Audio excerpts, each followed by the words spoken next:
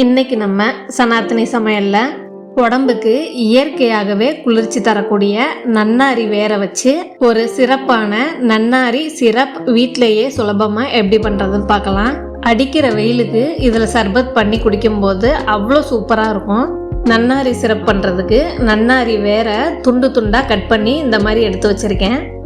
இந்த வேற நம்ம நல்லா 4லேருந்து 5 தடவைக்கு கழுவி எடுக்கணும். இதில் இருக்க மண் தூசி இந்த மாதிரி போகணும். அதோட மண்ணோட வாசனையும் நமக்கு இருக்கக்கூடாது. நான் நல்லா கழுவி எடுத்திருக்கேன். இப்போது வேர் மூழ்கிறதுக்கும் கொஞ்சம் கூட தண்ணி சேர்த்து வேரை ஒரு 8லேருந்து 10 மணி நேரத்துக்கு ஊற போட்டுருங்க.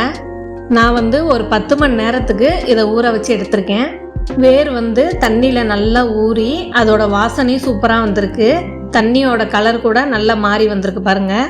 அப்படியே இதை அடுப்பில் வச்சு ஒரு 5 நிமிஷம் மட்டும் கொதிக்க வச்சா போதும். நல்லா கொதிச்சு வந்துருச்சு. வேரை மட்டும் இப்போது நம்ம தனியாக எடுத்து வச்சிடலாம்.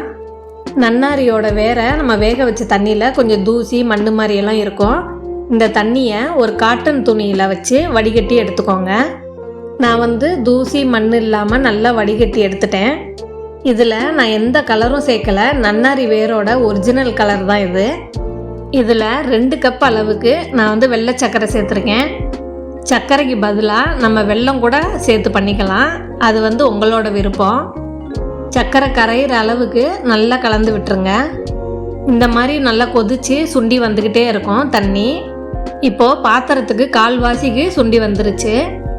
சில சர்க்கரையில் தூசி இருந்துச்சுன்னா நமக்கு இதை சுற்றி ஒரு அழுக்கு மாதிரி நுர வரும். அதை கரண்டியில் எடுத்து போட்டுருங்க. நல்லா சுண்டி வந்துருச்சு. இந்த ஸ்டேஜில் இதில் ஃபுட் கலர் கொஞ்சமாக ஆட் பண்ணிக்கிறேன்.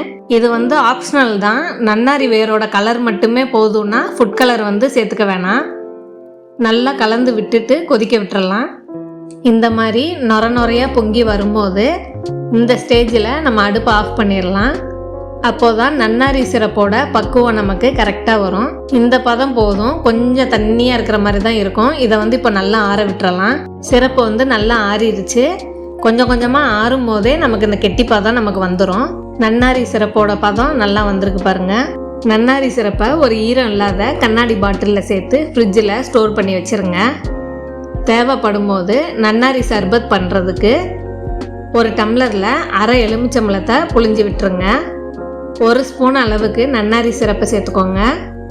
1 பிஞ்ச் அளவுக்கு உப்பு சேர்த்துக்கோங்க. ஐஸ் வாட்டர் இல்லைனா சாதா தண்ணி ஊற்றிக்கலாம்.